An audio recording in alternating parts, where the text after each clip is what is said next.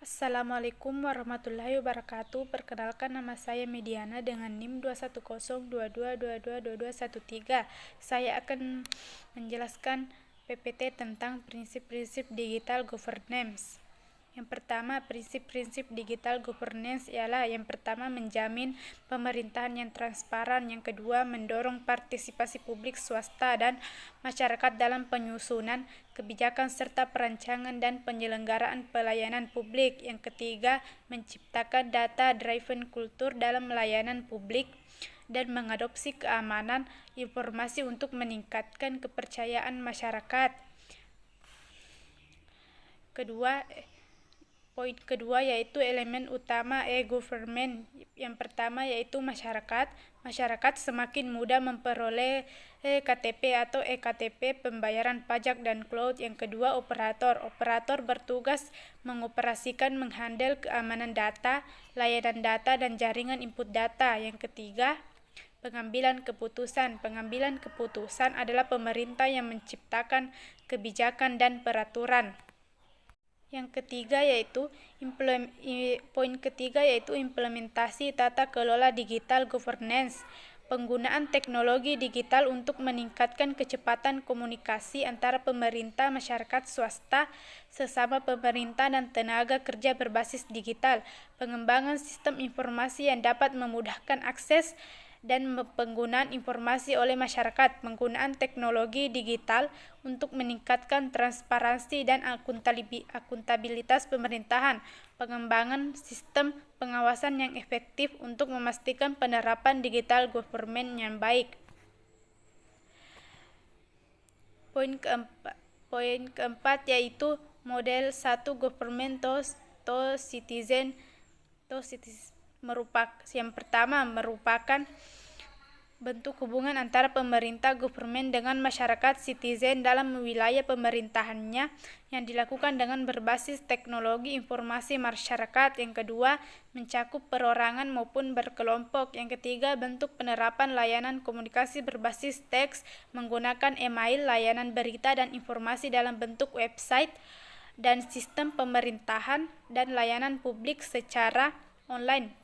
Penyediaan telekonferensi baik dalam bentuk video conference, VoIP, Voice over Internet Protocol.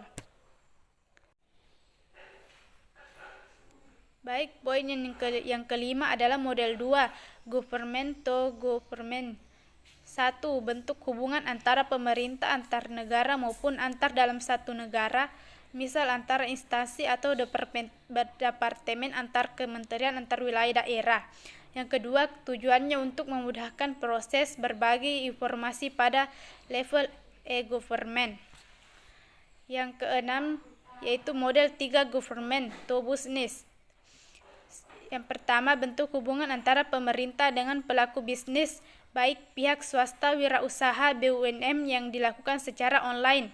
Yang kedua, 3 sisi utama pada governance to business: infrastruktur organisasi, infrastruktur teknologi, business driver atau penggerak bisnis.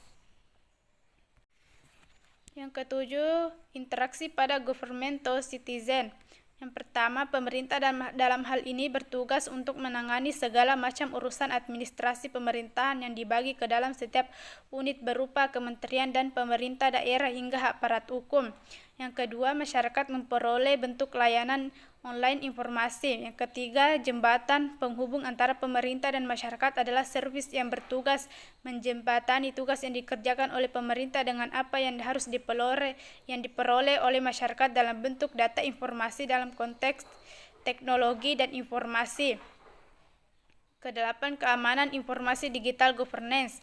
Yang pertama, identify aspek yang menjamin kerahasiaan informasi atau data dan memastikan informasi hanya dapat diakses oleh pihak yang berwenang. Yang kedua, integrity, aspek yang menjamin data tidak dapat dirubah tanpa ada izin pihak yang berwenang, menjaga kelengkapan informasi dan menjaga dari kerusakan atau ancaman lain yang bisa menyebabkan perubahan pada informasi atau data asli. Yang ketiga, availability, aspek yang menjamin bahwa data akan tersedia pada saat dibutuhkan dan menjamin user dapat mengakses informasi tanpa adanya gangguan. Poin yang ke-9 yaitu tujuan e-government. Yang pertama, penggunaan teknologi informasi TI dalam sistem informasi untuk mempromosikan pemerintahan yang lebih efektif dan efisien. Yang kedua, memfasilitasi akses layanan informasi dan transaksi dengan akses yang luas dan adil. Yang ketiga, membentuk pemerintahan yang lebih akuntabel serta membentuk masyarakat yang berbasis informasi atau pengetahuan. Poin ke-9 yaitu manfaat digital governance. Yang pertama yaitu meningkatkan kecepatan komunikasi antara pemerintah, masyarakat, swasta, dan sesama pemerintah dan tenaga kerja. Yang kedua, menghemat anggaran pemerintah dalam penyediaan sarana komunikasi dan transportasi. Yang ketiga yaitu mewujudkan layanan transportasi pemerintahan, meningkatkan kerjasama antara pemerintah dan masyarakat.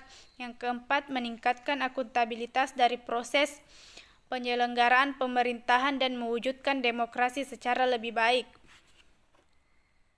Adapun ruang lingkup digital governance yaitu yang pertama, merancang kerangka kerja organisasi dan tata kelola yang dapat mengkoordinasikan penerapan strategi digital government di seluruh lapisan pemerintah. Kerangka kerja ini membantu memastikan bahwa strategi digital government diterapkan secara konsisten dan efektif di semua tingkat pemerintahan.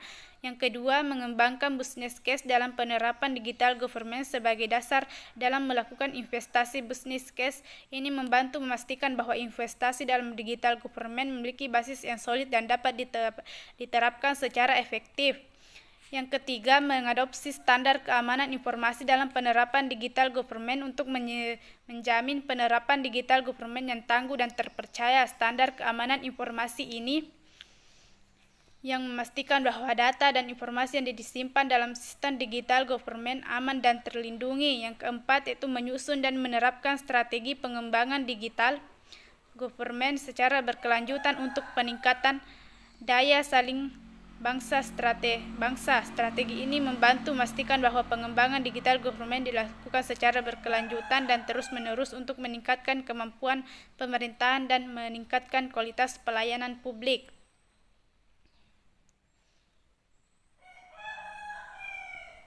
Adapun teman yang bertanya yaitu pertama, Nur Iftita, bagaimana prinsip-prinsip digital governance dapat mempengaruhi efektivitas dan berkelanjutan pemerintahan digital di era modern saat ini. Yang kedua, Jenny Shana Ardani, itu bagaimana prinsip-prinsip digital governance dapat membantu meningkatkan efisiensi dan transparansi dalam penyelenggaraan layanan publik. Yang ketiga, Devi Permatasari, itu apa saja tantangan utama yang dihadapi dalam menerapkan prinsip-prinsip digital governance dalam konteks pemerintahan modern. Yang keempat, Al-Fajri, bagaimana prinsip-prinsip digital governance dapat membantu meningkatkan kualitas layanan publik secara online. Yang kelima, Hardianto, apa peran transparansi dalam prinsip-prinsip digital governance dan bagaimana hal itu dapat mempengaruhi kepercayaan masyarakat terhadap pemerintah digital. Sekian dari saya, terima kasih. Wassalamualaikum warahmatullahi wabarakatuh.